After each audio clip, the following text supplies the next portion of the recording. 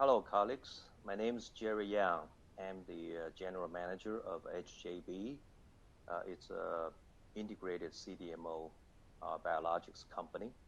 And today's topic is about a holistic and integrated CDMO development approach and committing to quality, reliability, and speed. And HJB is a global company that we have business center in Boston, in San Francisco, and in Shanghai, China. And our manufacturing site is in Hangzhou City, which is about an hour drive from Shanghai City. And we are committed.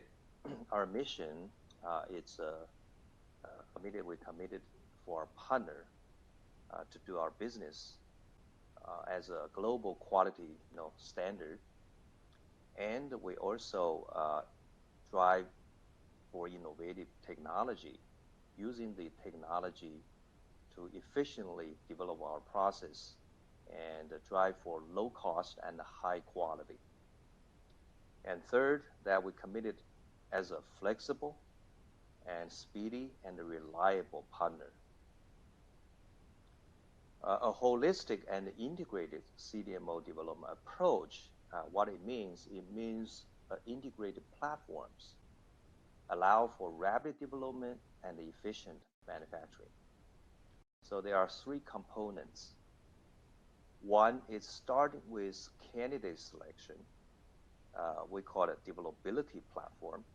Through candidate selection and assessment, and antibodies and proteins are designed to be potent, stable, and manufacturable.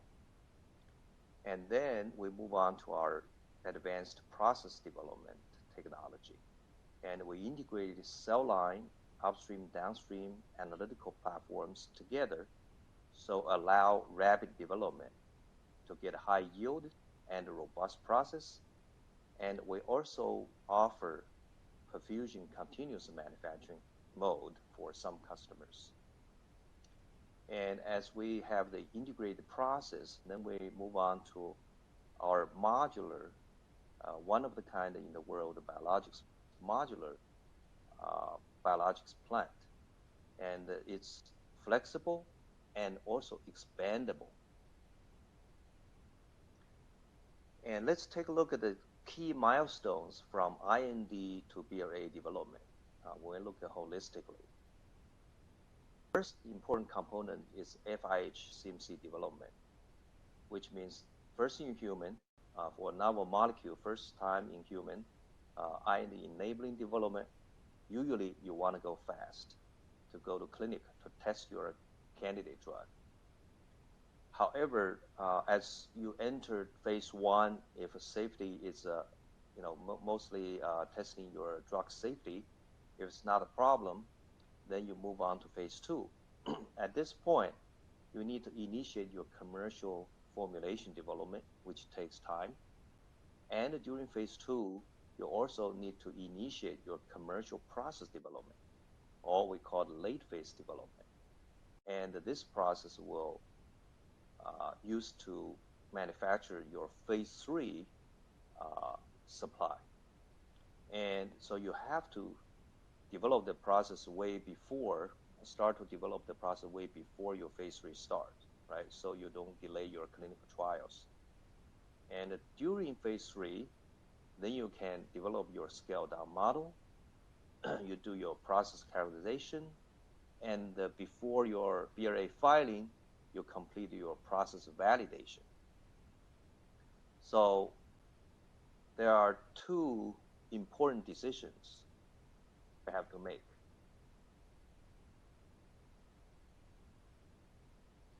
Key decisions to make. One is to start late phase development. The second one is for phase three and your commercial manufacturing, you need to select your scale and the site. Both are important decisions because when you initiate late phase development, it's much more costly. It's much more expensive compared to your IND enabling process development. So these are, and also your commercial site selection. It is ultimate important because you want to launch your process, launch your commercial manufacturing after you gain your BLA filing. So without delay, so you need to prepare your commercial process. Now let's overview of CMC functions for biologics. So CMC is chemistry, manufacturing, and controls. So in chemistry side, that we have cell line development, we have upstream, which is the cell culture, and the downstream, which is purification process, and then we have analytical method development and formulation development. For manufacturing, usually what we are referring to are raw materials, your cell banks, and your equipment, and the GMP facilities, and your GMP manufacturing or production. And controls, what it means, usually means your quality specifications and your quality control of all the processes and documentations, and then your quality assurance to assure your product quality and your quality process and the manufacturing as well. So when we look at the first in human development, usually for phase 1 trial for IND filing, the regulatory requirements is kind of minimum. What they are required are for cell line, usually they want to make sure it's a monoclonal cells and you have a reasonable clone.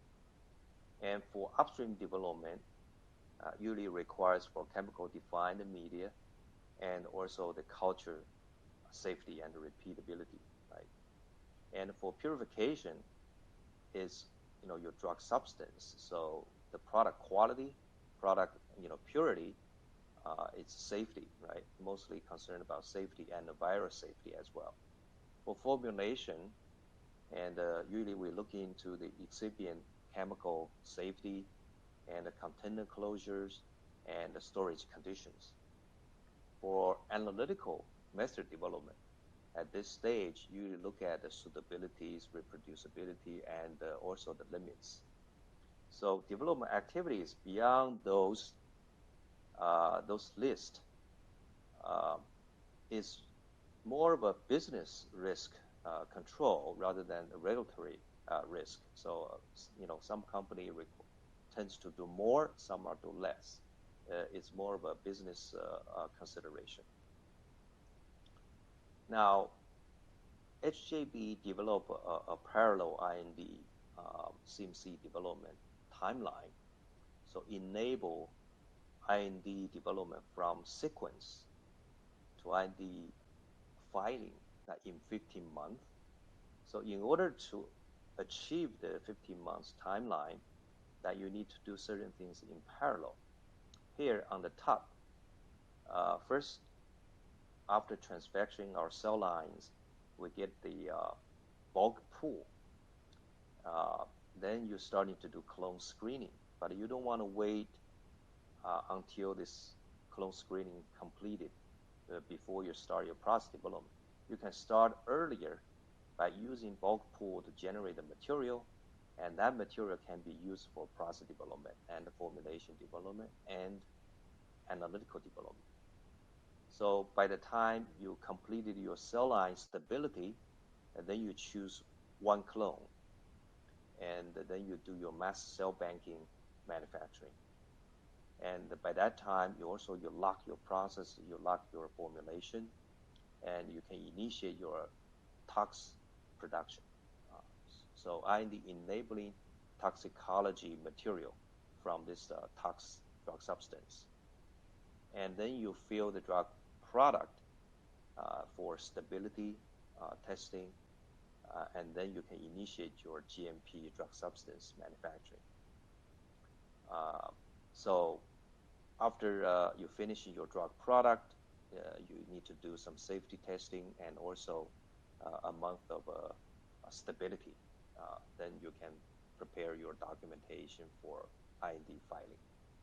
So IND filing can be done in 15 months, And the risk is the process does not work for top clone. If it does not work for the top clone, then of course you need to take a little bit more time to work on your process. But most time for typical antibody, 15 months it's achievable.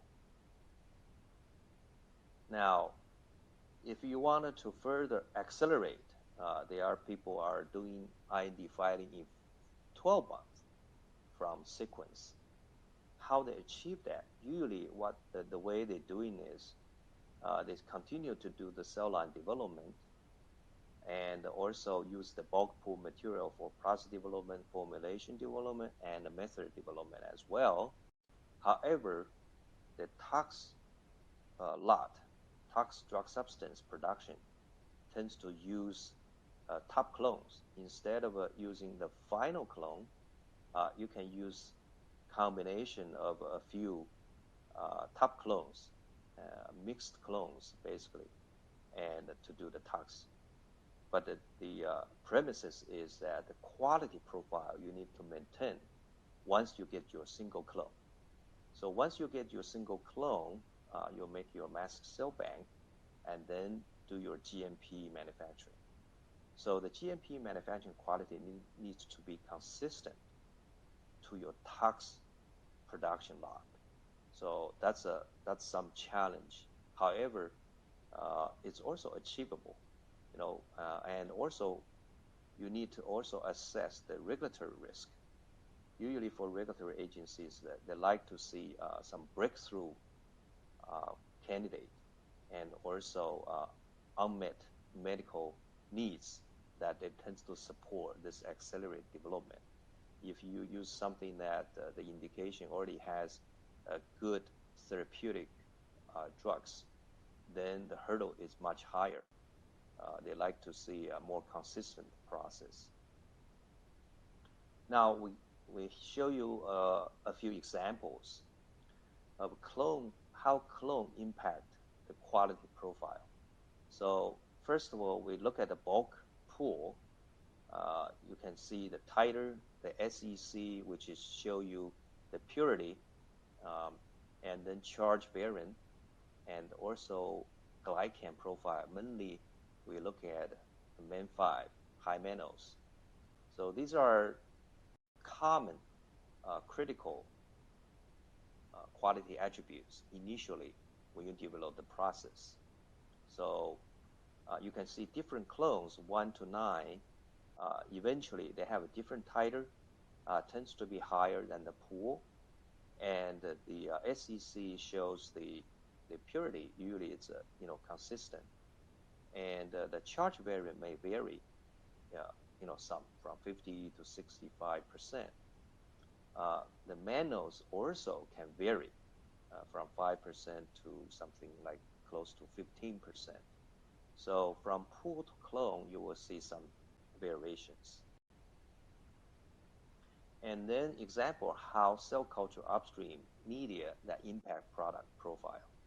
So here you show you for bulk pool, we use certain media combo. And when you change it, 1 to 3 different combo, you get different titer, and usually SEC impact is minimum, but you do impact charge variant quite a bit, and especially glycan profile, you can have some significant difference as well.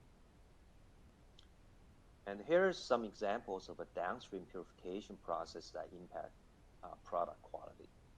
So here for antibody 92, you have bulk pool, have 3 stages: the capture stage, and the polishing step, and also the final drug substance, compared to the final clone that eventually you choose. So there's some difference in yield, and SEC, they all reach fairly high yield, but usually clone, you can achieve higher purity. But definitely there are some different charge variant. That's because sometimes the cell culture conditions and the clones that definitely impact that. And then host cell protein. And these are common attributes that we monitor closely. for antibody, for monoclonal antibody 100, you can also see some difference at the different steps, the capture step, policy step, and the final drug substance. So the downstream definitely impact the SEC, impact charge variant, and especially impact wholesale protein, final wholesale protein, residual wholesale proteins. And here we take a look at analytical method development. For most antibody, the analytical methods can be platforms. So basically, they are very similar. The method you develop for one can be applied for other. However, usually there are always a couple of assays that you do need some redevelopment and optimization. Here, for example, that for MAP82, that the charge variant at glycan that needs some development. And for MAP100, the charge variant will need some development, but glycan is basically a platform method. For MAP500, also needs some development, both these assays. For MAP29, also needs some development. So you can see, so the charge variant and also glycan tends to need some development. However, when you look at the potency assays, most time potency assays are based on mode of action. So each antibody has its own potency assays. So usually they all need individual development. And let's take a look at the formulation development, which usually takes longer than upstream and downstream development. There are two approaches. Approach one, that people tends to do a pre-formulation that determine the top pH, buffer, excipient, and surfactant first, and then they go to the formulation, and then they can use top formulation to screening. And approach two is you combine all these components, pH, buffer, excipient, surfactant, and some other conditions together to do a large DOE.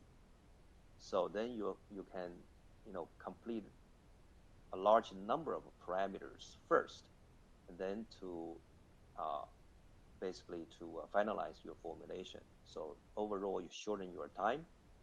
However, you tends to do large amount of experiments.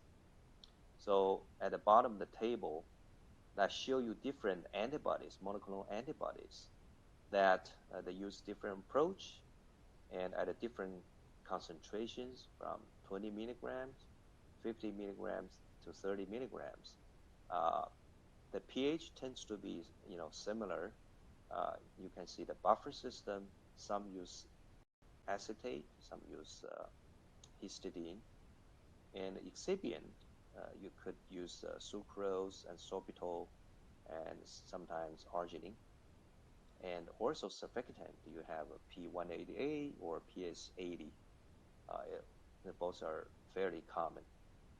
Then storage condition, final, when you look at the stable storage condition, most time you can achieve 2 to 8 degrees C.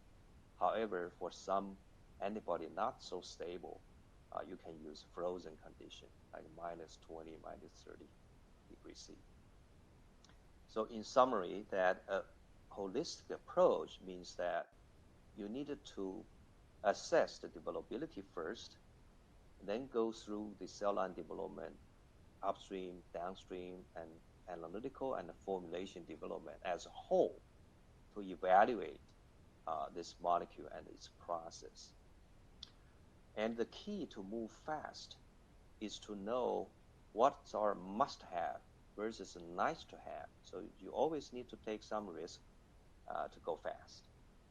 And at HJB, we tend to use a platforms approach to develop our process efficiently. And we have done this, using platform with multiple successful filings. So overall, the approach should be built to enhance synergy between some in-house and versus some outsourced activities. You do need to make sure some parallel activities are managed. And then finally, you need to maintain high quality standard that meet the regulatory requirements. Okay. And to meet the quality requirements that at HJB, we apply US and European and the China GMP and especially ICH guideline. And we have 7 main systems, quality management systems, and including material management, development system, laboratory system, and quality assurance systems, and production system, and so forth. And we do use Compliance Quest, and it's a fully validated computer system for our quality management system. Our documentation divided into 4 levels: quality manual, policy, procedures, protocols, and then finally the records, reports. And our QC capabilities also include all the most advanced instruments, but also we apply LIMS systems that track your samples and or your data. And ultimately, importantly, it's our IP protection systems that we have a company-wide policy systems and routine staff training. And we also have encryption systems that any files that emailed out of a company automatically encrypted and need a password to open.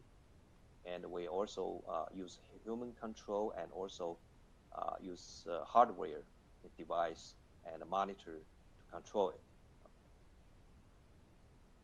And our manufacturing capability include 2 500-liter drug substance lines and also another 2,000-liter, multiple 2,000-liter sub lines.